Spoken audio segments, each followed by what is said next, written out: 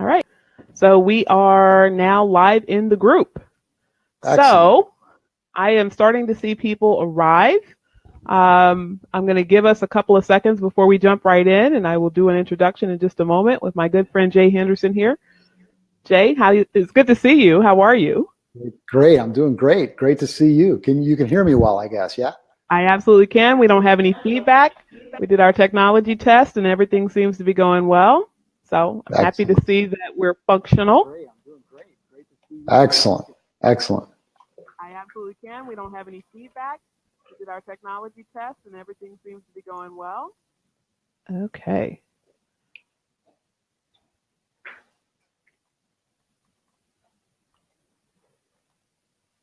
All right. So I'm going to go ahead and get started.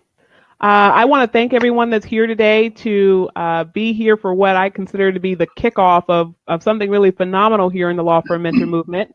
I have one of my trusted advisors, as well as a guy that I think is just a genuine asset, and we're very, very lucky to have with us here today, Jay Henderson of Real Talent Hiring. So I'm going to give you a little promo about Jay, and then we'll jump right into the content.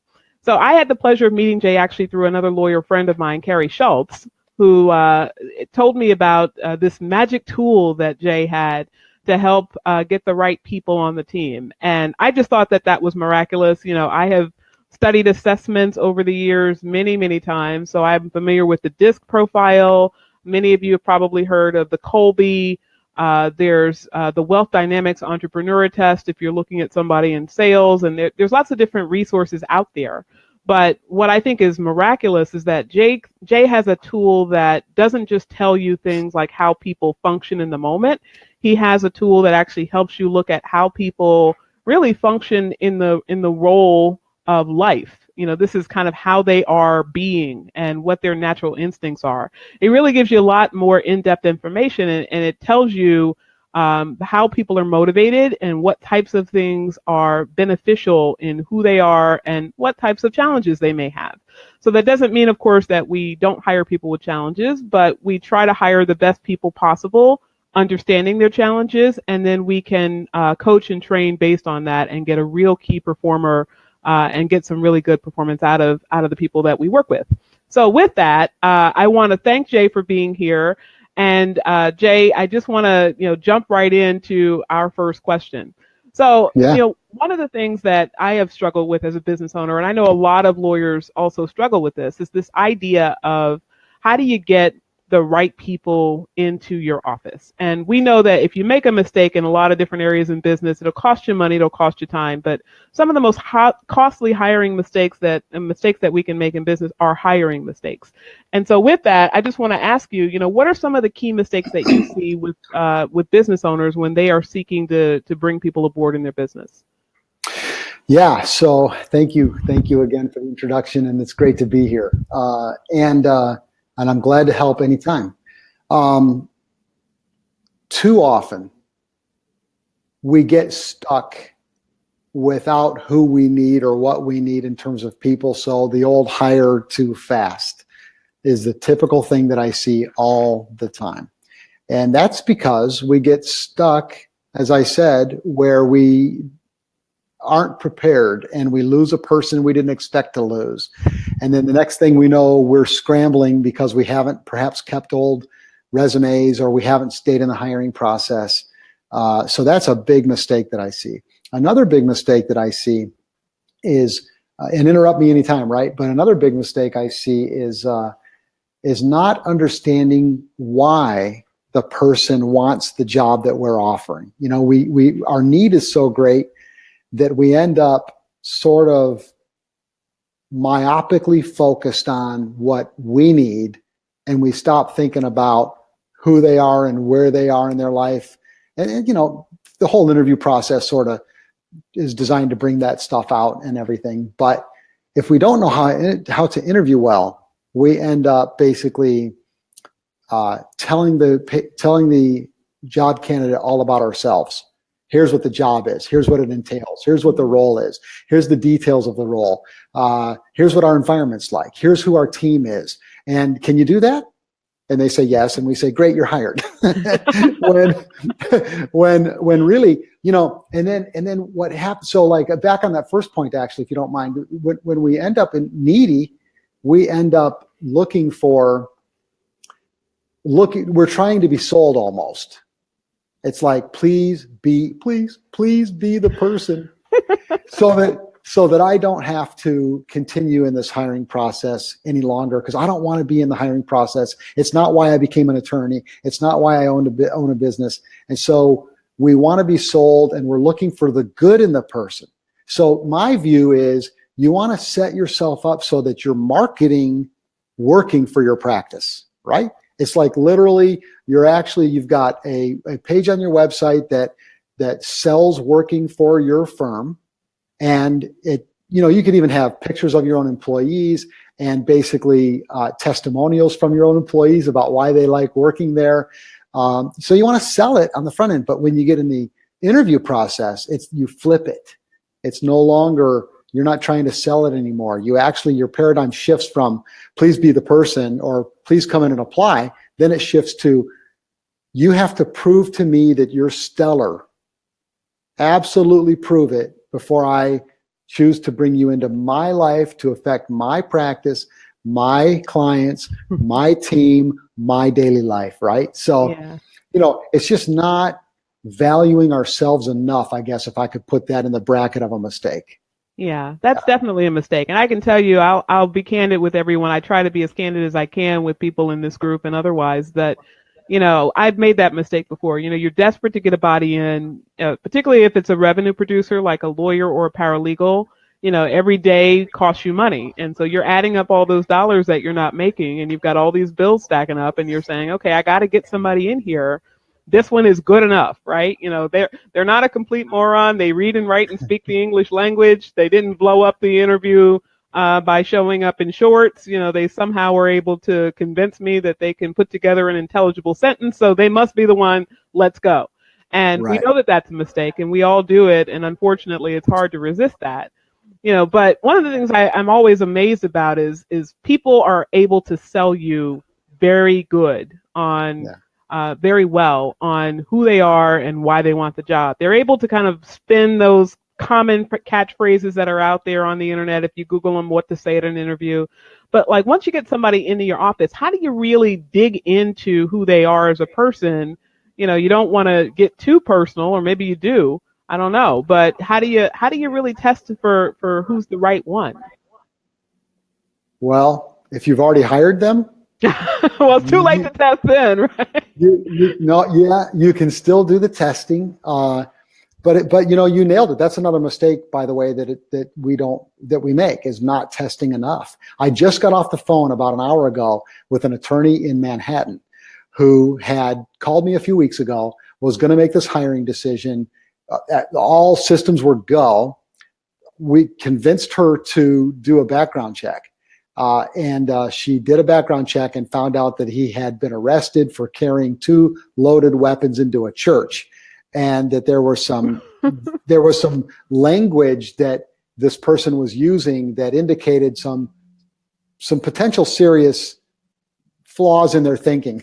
I'll put it like that, You're not allowed to say psychological disorders, huh? Flaws in their thinking. And then I have another client who, this is a couple of years back, but she ran a background check on a current staff member, and she had been working for a year and a half with this practice. They found out she had 54 alias names. Oh my God. Anyway, your main point is like, how do you test them kind of after? Again, you named DISC and Colby and Wealth Dynamics, and there's a lot of great ways to measure people, and you can do that in terms of, hey, in the spirit of best practices and understanding each other and performing at a high level, we're all going to do this so we communicate well and we team well and work through things like that. And that'll help you understand people a lot. Or the work that I do with my assessment work, right? That also, which you've done. And so, yeah. So. Yeah. Well, speaking of your assessment, Jay, it's kind of like a perfect segue because, I sing the praises of this thing all the time. I mean, it's miraculous to me because when you give people the assessment and then you follow back you have the interview, you give the assessment, and then you circle back to a second interview and really dig into some of the things that were unearthed by the assessment, you can actually see a lot of their patterns of thinking that you would have never been keyed in to look for had you not had the assessment. So can you talk a little bit about what the assessment is, how it works, and what your use of it is, and how it can benefit a business? I know that was a lot of questions. Yeah. Just talk That's to us okay. about it. Sure. So I could talk about this for weeks. So basically, what I do uniquely in the assessment world, I just mentioned the other tools which you mentioned, and I like those tools. I mean, if there's a behavioral assessment that is validated, then it does measure what they say it measures. You just got to be careful not to be sold into believing that it is the answer to specifically the hiring process. Mm-hmm. So what I do is measure how people think and make decisions. Like those tools I just mentioned, they're great. They measure behavior. And then they have to interpolate backwards to try to understand what's beneath that behavior and why that behavior is the way it is. Or even if they measure motivators, they have to basically dig down into why those motivators are the way they are. But I measure that stuff directly. We don't have to interpolate or try to do research or dig down. So yeah, I measure how people think and make decisions. And let me give you an example, okay? So your practice and every practice out there at its core is made up of three things: people, doing tasks, and following systems. That's it. That's the whole deal, right? I mean, at the high level umbrella focus. And so basically I measure how people value, and this is the very simplistic explanation, but I measure how people value people, tasks, and systems. And then what's the integrated dynamic of the way they value it. And not only does it measure how they value those things, but it measures the clarity of their judgment, how well they see those things. So I don't measure behavior. I measure everything that happens before behavior. I measure why the behavior is the way it is. And it's an objective measure. It's objective because people can't fool it or game it. You took it. You know that it's a weird process of ranking items. Did take it. And I'm laughing to everybody just because if I had seen my test before I started my business, I would have fired myself. I would have never hired myself. No. But but people can't game it or fool it. It's objective. It's mathematical. It's not based on behavior. It's remarkable how it picks up biases. And the value for you all is that it measures, Allison, you already said this earlier, it measures the challenges that the person's going to bring to the table. Yeah. And the cool thing about that is you can go in with your eyes wide open. So if you do a disc, you're going to know a lot about the person, but you're not going to know the challenges they're going to bring to you. You don't know their attitudes. You don't know their problem solving ability. You don't know the clarity of their judgment. You don't know their emotional control, how well they make decisions. And I can tell you exactly, specifically what people are going to have problems with. And after 10 years of doing this all day, every day, that's what my clients come back to me with, showing me, look, I had to let this person go, and I went back to the report, and it's literally there in the sentence in black and white. So it's fun. It's fun. Yeah. Did I answer? You did. Thank you. And talking a little bit more about the assessment, one of the things that I found very helpful about it was that it always starts with a synopsis at the beginning that kind of bullet points out what the people's motivations are, what their key development areas are, what their strengths are. And you can use that both in the protective, make sure I don't hire the wrong type of person, but you can also use that in the proactive, i.e., once I get a person in, how do I motivate them? And so one of the things that I'm always talking about is that you need to tailor your elements of your employment position, whether it's this individual's position or the firm in general, to the people that are doing the role, right? You don't need to put extra money on the table for somebody who's not money motivated. You don't need to be highly critical of a person who's highly sensitive and is more likely to break under that. So you have to be able to ebb and flow as a business owner to fit the needs of the people that you have. Can you talk to us a little bit about that and how your tool can help with that? Yeah, I mean, this is really huge what you just said. It's so important what you just told everyone, because we have to manage the practice. And what is managing the practice outside of systems and tasks? It's people, and they're going to run the systems and tasks, aren't they? So you've got to understand who they are, because, Allison, you have gifts and talents that I don't have. And so if you come to me and you delegate to me, you talk to me about what needs to be done, I might not even be able to connect up. Now, we're adults, and hopefully people have competency and they can listen and translate, but maybe people can't at times. Mm-hmm. I might have talents you don't have, but you surely are going to have skills. And then you've got the breadth of knowledge of your own practice that you've started and grown from the beginning, and you understand it so much, maybe so much better than I do, probably.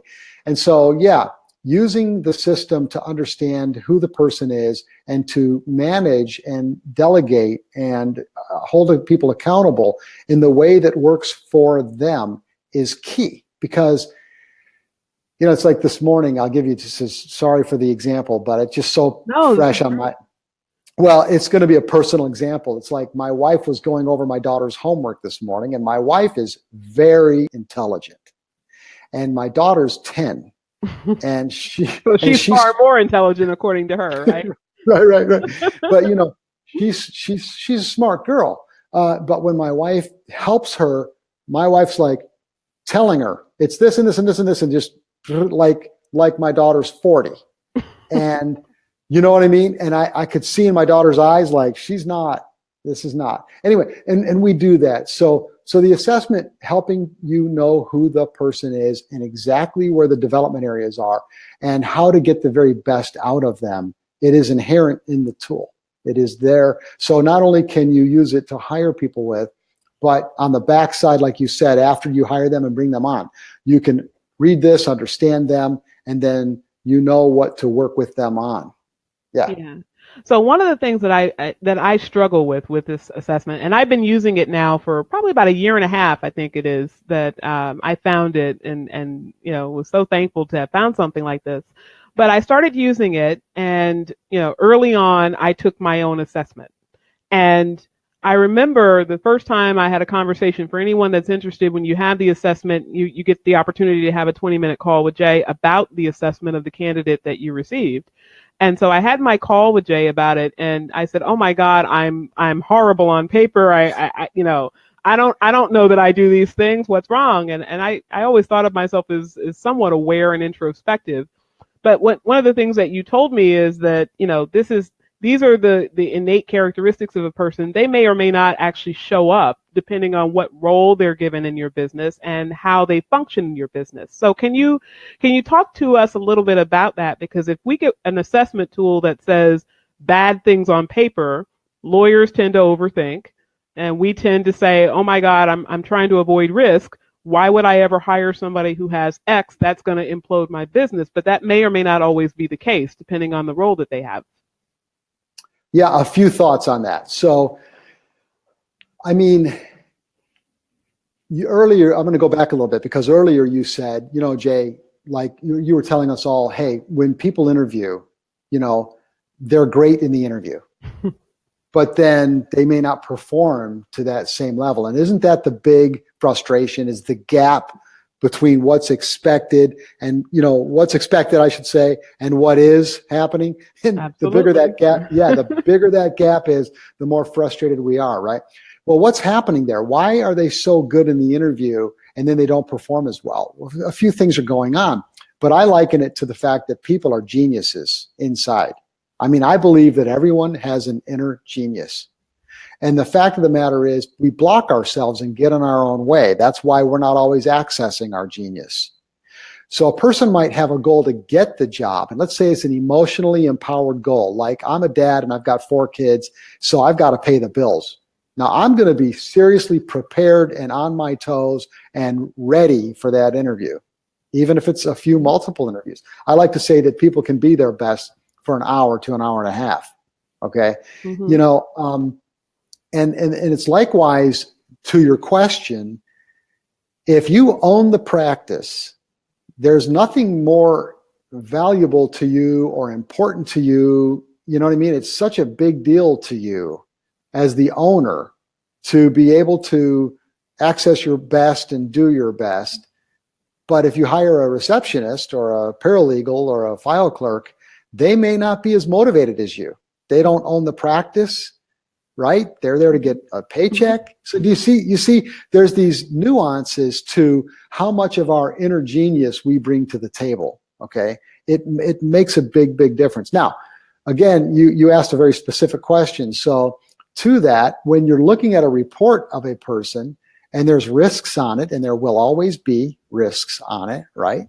How do you not overthink it and get freaked out and kind of decide not to hire everybody or anybody? You know? Right. And really, you nailed it. It's like you got to look at it and say, do these issues affect us in this role? And how in this role will they affect us? And how you might say, Jay, well, I ran an ad. I got 5 resumes. I've done this for 3 months. I'm having a really hard time finding anybody. And every report I run has all these risks on it. Well, at least we can use it to understand who they are, back to our earlier discussion, and know how to manage that person if we decide to bring them in. Because again, everybody's got talent. It's like, and if they want the role and they have good reasons why they want the role and it's actually a fit for them, then, they got a bunch of risk in there. You just got to look at it and say, hey, we'll overcome it. We'll deal. We'll manage. But at least we know. So I'm not saying, when you get a report with a bunch of risk on it, go ahead and hire them because you think you can manage it. I'm not saying that, because you just don't do that. like if I say, so there's 3 things I might say. One would be, I would hire this person, and here's what you need to be aware of, but I'd hire them. Another one might be, I probably wouldn't, and I rarely have to do that. But if I say, don't do that, don't do it. And then the third area is, you know what? It's kind of like hard to determine. Let's talk about it. Let's work through it together, and let's know what we got to do going forward to deal with it. That definitely answers it. And one of the things that I think that lawyers in particular have to be very careful about is that there are some negative attributes that are far more statistically likely to be found in lawyers than in other members of the population. So we talk a lot about mental health, and we know that lawyers are more likely to suffer from depression, anxiety, alcoholism, and suicide. And statistically, we have a high-risk profession as it is. So you cannot avoid risk in our profession, particularly if you want someone who's going to overachieve in the areas that lawyering most taxes us, particularly litigation. So litigators tend to have big egos. They oftentimes have a chip on their shoulder. Many times they are wounded people who are using that mask of power and dominance in order to overcome for that self-esteem issue. And if you avoid that person, you're avoiding the risk that you're going to have a difficult person to manage. But if you look at most law firms, you're going to find a lot of people that are difficult to manage, and you're going to have to grow as a person in order to manage those people. So taking your own coaching, your own performance profile can help you with that. But once you've done that and you understand your own profile, can you talk to us a little bit about how, as you are assessing candidates, as you get profiles in on those candidates, what can you do to make sure that you're able to coach and train the person that you've hired now that you have the 2 profiles and you can view them side by side? It comes back to understanding yourself, and like you just said, and knowing yourself so well that you understand where that person's going to trigger you in a negative way. Mm-hmm. And then you really need to develop some skills. I mean, take a class on how to coach. Go ahead and get that skill. If you're going to run a practice, get the skill. You're going to have to do it. Even if you don't like it, even if you don't want to do it, you're going to run into it. I mean, if you want to maximize efficiency and productivity and maximize we don't want to do that, Jay. Don't want to maximize performance and productivity. Yeah. You know what I mean? So right. It's like you can use it to understand yourself and know where You can improve working with other people, and at least you understand what the dynamic is behind your thinking about things. And I actually have a report that will say, here's how you coach. I actually can run a report between two people that says, here's you as the coach, here's them, here's how you must coach them. Be aware of X, Y, and Z, do this, this, and this. It's pretty cool. Yeah. You've never seen that, have you? I haven't, and I'm learning something new. Listen, these opportunities for me to interview the experts gives me as much opportunity to learn as everyone else. So I'm very thankful to hear about that. Now I know what the next area of my my working with Jay is going to be. Those are only 5,000 each. Oh, geez.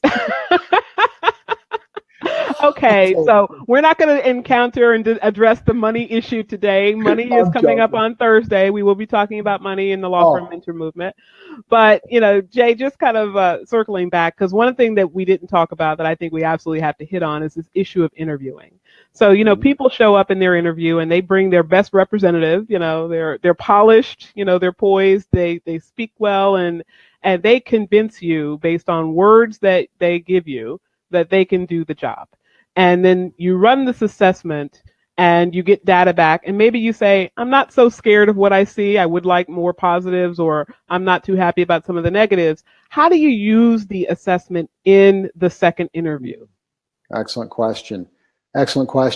So because of the development, look, there'll be a page that lists the strengths, and it lists the development areas right there with it, right? But like I said, strengths can be blocked by challenges people have, development areas and risks.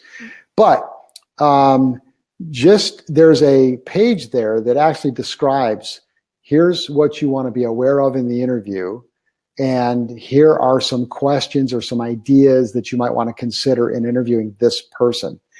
Then you'll remember there's a code in each one of the development areas, and that code can be found in an online reference manual. So just for everybody's benefit, right? You know this, but the reports are designed to be very at a glance like. They're very detailed, but it's not 80 pages. It's not 100 pages, right? It's like we can get to the bottom line pretty quick. Mm-hmm. And you can use that code and go to an online reference manual. And anyway, you get a whole page with at the bottom of that will be a whole bunch of interview questions. Now, it takes a little, you want to read that stuff, get prepared for that second interview, but you have the data right in front of you. The purpose of interviewing the person based on the development areas is to be able to see right in front of you what they do in their body language when you ask a question based on one of their development areas. So I've had tons of clients call me and say, I never used the interview guide before, and I never used the online reference manual, but I did today, and I couldn't believe what came out of the interview. Yeah. Have you done that? Well, it's interesting. I have looked at the online reference manual in particular with regard to one issue. And I see this a lot, which is role satisfaction. So one of the things that comes up with people is if they are uncertain and unclear about what they want to be doing with their life. You're going to see, and Jay, I want you to talk about that V at some point in time, right? That V that gives the description of how clear or lacking in clarity they are. Right. If I see that with a person, my great fear for bringing them on is that if they don't know that they want to be a lawyer, I bring them in, I put a lot of requirements of lawyering on them. At this time, the firm is very compartmentalized, so everyone has a role that is their specific role. Paralegals don't do lawyering work, lawyers don't do secretarial work, secretaries don't do office management work. Everybody has a role. And if I bring somebody into a role that they're uncertain that they want, I spend my time energy training them, coaching them, and even if they're a rock star, they could pick up and leave tomorrow because that's not what they wanted for their life. So I've actually pressed a lot on that issue, and you do start to see some of the nonverbals. You start to see all of a sudden somebody who's been speaking fine coughs a lot. You'll start to see people that you ask those questions about what they really want out of life, and you'll get ums and uhs, and you'll get some nervous gestures. Perhaps they suddenly are not able to speak, looking around, looking nervous, or perhaps speaking really fast or really slow. So a lot of those nonverbals you're not really keyed into looking for until you actually start digging a little bit. But it's been a great experience actually having that. Yeah, it's incredible because you're interviewing people, and we have these generic interview questions, and they're fine, right? There's a lot of great ones. But when you start asking questions to a person that it's gonna hit them right in the heart. And when you do that based on problems they have, development areas, and let me give an example, right? Because people might be wondering, what are they talking about risks, right?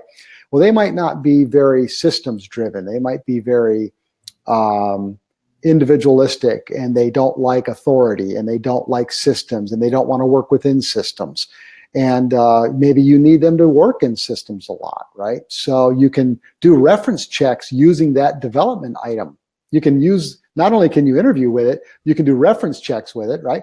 But to your point, when you interview a person, and I've had clients call me and say, they asked me, how'd you know that about me?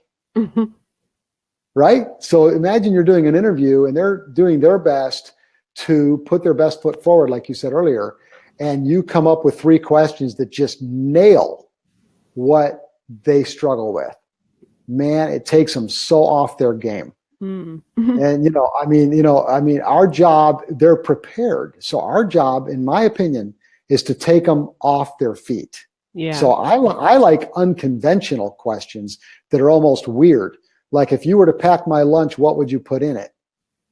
If I was at your house and I opened your refrigerator, what would I see? Please describe your garage for me. Now, those things might not be perfectly relevant, but you'd be amazed what you learn about people in some of these answers. But the key point is what you're talking about. When you can ask these questions based on pinpointed, specific questions about them and their performance, yeah, it changes the game. It puts the power in your hands rather than in the interviewer's hands. Well, it's interesting, Jay, because, one of the things that I've recently done is I have an employment attorney, and I had him consult with me on what to put in our EEO disclaimer or advisory notice and things like that. And we started talking about my interview process. And, he, of course, said, well, can you really ask about this or ask about that? And I said, well, there are ways of asking, right? So one of the questions is, that I've used is describe your closet. And I'm really looking for how people, are they organized? How do they present information? Do they present things linearly? Do they kind of bounce around? Are they somebody that's anally, compulsively clean, organized, structured? Or are they somebody that's so uncomfortable being asked that kind of question that they become evasive?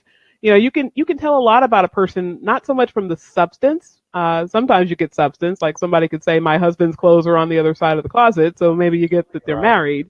But it's much more about kind of getting a sense of how they think. And one of the questions that I've used, I think I've told you about this before, is I ask people the question about, to do a comparison for me. So I asked them, who is the most powerful out of 3 animals, the mouse, the jaguar, or the elephant? And that question is really designed to help me see how they think about things. Most people, if they talk about power from the perspective of size and dominance, they're going to use the elephant. But if they think about power by being nimble and strategic, they're going to think about the mouse. If it's about speed, they're going to think about the jaguar. Sometimes people think out of the box. I had one person say to me that they thought the elephant was most powerful, not because of its size of body, but because of its size of brain. And this person actually knew about how animals in different species ordered tasks based on their brain size. So, you can get a lot out of people by asking those critical questions. And one of the things that I think is absolutely fabulous, people are starting to comment now that they're going to be taking notes on this and implementing it in their firms. I think that's great. But, as we've just been talking, Jay, one of the things as we're kind of winding down that I really would like you to touch upon is, once you have somebody and you have hired them, you have already given the assessment in the hiring process, you've used it in the second interview, you know what the development areas are, You realize that you can work with them based on who you are and based on what your assessment says. How do you, when you encounter that problem, because all employees at some point are going to, hit a wall or, have an issue or not be able to complete tasks the way you want. How do you get them to that peak performance using the performance profile? I would pull it out and read over it and think about everything you know about them and have seen about them, and try to identify explicitly in the profile, because it'll be in black and white. You'll find it. It'll be there. And typically, it's the reason for lack of performance typically is because there's an area that they don't pay attention to naturally that doesn't interest them. It's not a preference of focus. Or, to your earlier question, I'll talk about the V a little bit. Yeah. I came up with this V thing. It's the letter V, because I was trying to describe to Allison judgment in people's thinking style. So some people are very clear in their thinking about certain areas, and they're not as clear in other areas of their thinking. And that causes this whole dynamic. But I described the clarity of judgment by using that letter V. So at the top of the V, I should go get a V, shouldn't I? I should have I'll hold up my V for you, Jay. There it is.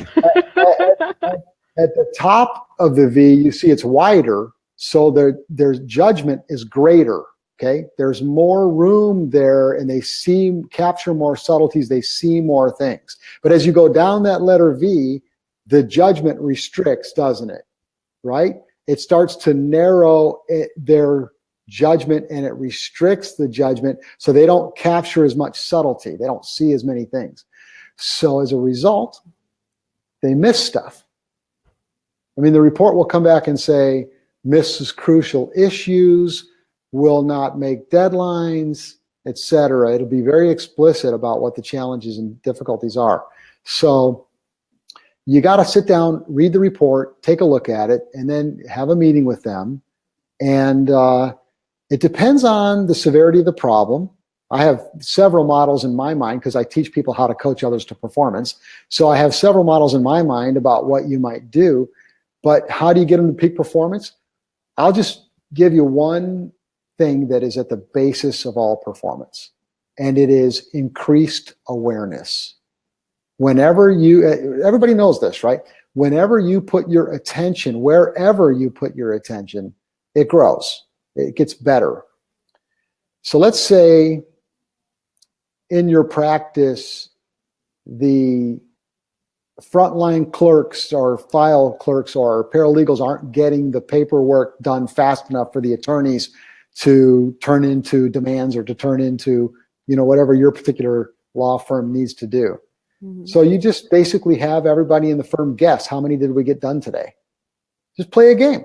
Mm-hmm. How many? So at the end, tell the whole team, at the end of the day, every day for the next week, everyone's going to guess on how many files completed. This is an example, right? Mm-hmm. Watch it change. It'll blow you away. That by the next week, you'll be doing more files every day than you were the week before. That's just the nature of performance. It's all about attention.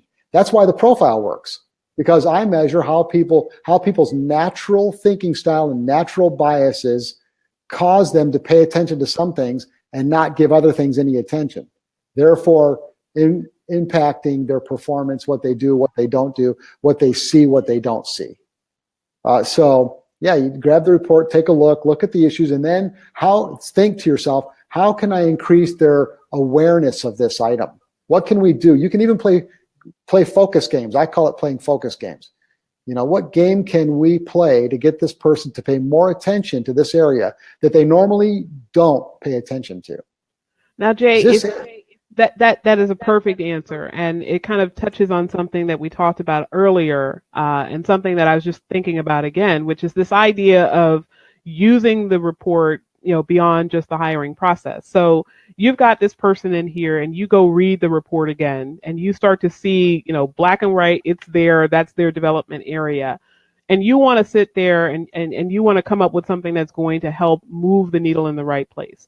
Do you recommend that people see their assessments? Do you recommend that it be secreted from them? And if so, why? What's your answer on that? I don't, because, You don't think it 95%, should be shared? I don't think it should be shared.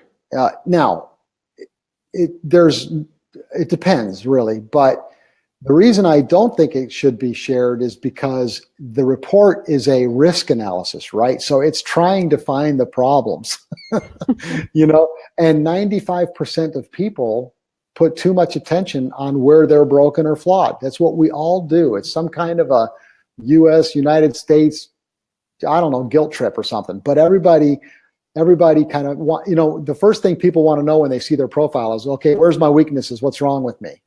Yeah. But it doesn't really do any good. If I'm a golfer and I want to improve, and I say I'm a weak putter, but I play golf on the PGA Tour, but I don't putt the ball well, yeah, I want to focus on my putting and improving my putting. But if I'm an attorney and I own a firm, I don't want to go find my problems and try to make them better. You're wasting time. Find your talents and gifts, put your attention there, and organize your business so that you delegate out the problems or block the problems entirely from you. Oh God, Jay, we got to sit with that for a minute, because that's like that's just like golden information right there that everybody really needs to hear. They need to hear that you don't want to spend your energy fixing all the stuff that's wrong. You want to maximize the stuff that's right. Now, that doesn't mean you don't deal with the stuff that's wrong. Obviously, if somebody is a toxin or if somebody is causing a problem, we have our rules, we have our ethics rules, we have our requirements to satisfy the bar. But you don't want to spend your time trying to take a C player into an A player. You want to take that B player to an A player, or you want to keep those A players in their A space. You don't want to, spend your time with what's wrong. And so, I know that we are over time now, and I don't want to spend too much more time going into meat and potatoes, but I just want to highlight again for everyone that I'm talking here today with Jay Henderson. Jay is the founder and innovator of the Real Talent hiring company, wherein he provides a series of valuable tools for the business owner, including the Real Talent hiring performance profile, as well as coaching to business owners on how to optimize your performance. I personally have taken the assessment. I know what's right and what's wrong with me. I spend my time in what's right now, because all that wrong stuff is never going to get unwrong. It's just going to be there, and I have to work around it. I highly recommend that for everyone else. And I believe that I did include in the description of the program Jay's website. But Jay, if you could just give us your website again, your contact information, and what you would like to give as our takeaway for today. Yeah, sure. So my website is realtalenthiring.com. And I want to offer everyone what I call the job hiring template, which is a really great first step in your hiring process that is foundational and critical to have, which is the ability to,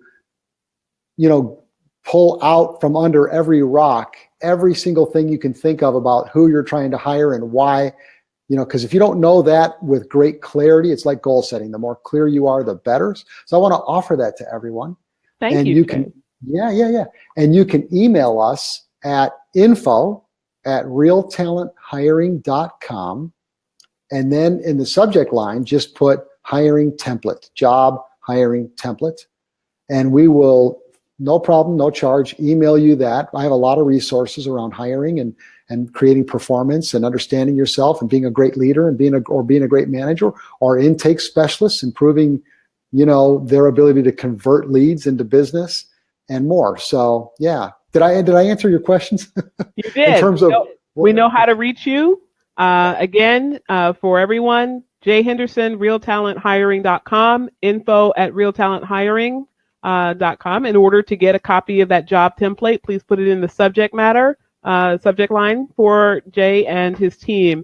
And again, Jay, I want to thank you so much for taking some time with us today to share with us some tips on hiring and coaching and getting the right performance out of the right players on the team. You've been a great asset to me and my company. As you know, I am the owner of Williams Law Group. I started Law Firm Mentor in January of this year to share with people what I learned through coaching. I had a lot of valuable coaches along the way, including Jay. And Jay is one of the key reasons why we've been able to bring in the right people and grow the firm 856% over 4 years. So with that, I share with you all the great resource that is my friend, colleague, and coach Jay Henderson. Please check out his website, realtalenthiring.com. And everyone, thank you for showing up today. I hope that you got value out of today's program. Tomorrow, we're actually going to be talking to Andy Stickle, who is going to talk to us about law firm marketing. And please see Jay at some point in time in the future. He's a great resource for your law firm. Bye, everyone. Thank you so much. Bye, everybody. Thank you.